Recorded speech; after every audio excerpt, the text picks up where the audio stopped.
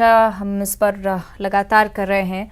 हमारे साथ केंद्रीय मंत्री प्रहलाद पटेल जी जुड़ रहे हैं। प्रहलाद जी, बहुत ही मुश्किल क्षण और ये जो तस्वीरें लगातार निकलकर सामने आ रही हैं बहुत भावुक कर देती हैं, क्योंकि हमेशा एक सशक्त व्यक्तित्व के तौर में हमने प्रधानमंत्री को देखा और उसके बाद इस तरह से मार्मिक कर देने वाला क्षण। प्रहलाद जी, भारतीय संस्कृति में ये जो पूज्य हीराबा का जीवन है, ये उत्सव की आयु है।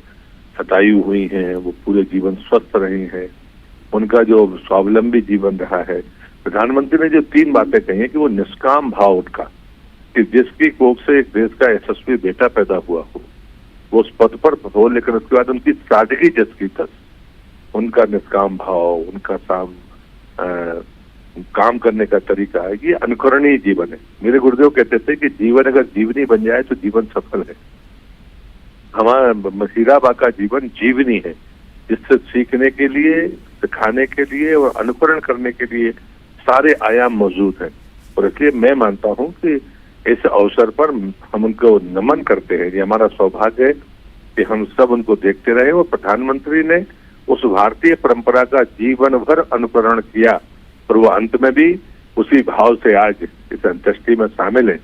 मैं मानता हूं कि वो भारतीय संस्कृति के वो वाहक हैं जिससे आने वाली पीढ़ी प्रेरणा लेगी।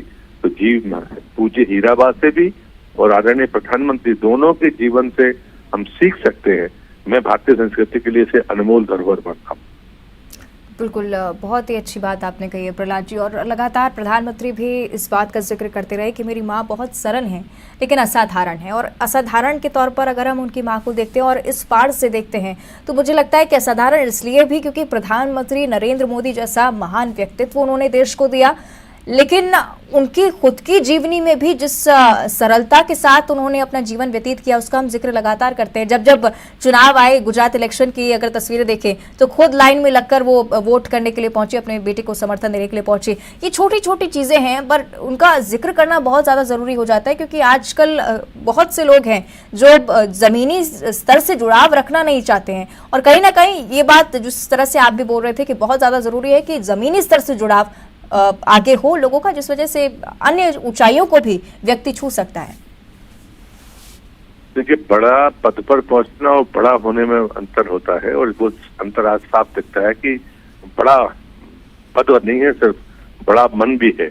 और जिस सादगी के साथ में आज अंतिम संस्कार हो रहा है और प्रधानमंत्री जिस सहज भाव से उसमें शामिल है, और इसलिए मैं मानता हूँ कि पूज्य हीराबा एक तीर्थ थे, एक ज्योति थी जो श्री चरणों में वापस जा रही है। लेकिन सीखने, सिखाने और अनुकरण करने के ये अवसर हमारे सामने मौजूद हैं।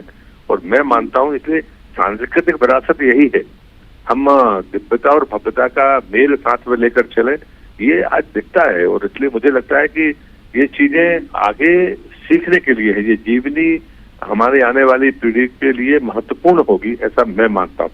मैं फिर से उनके चरणों में नमन करता हूँ।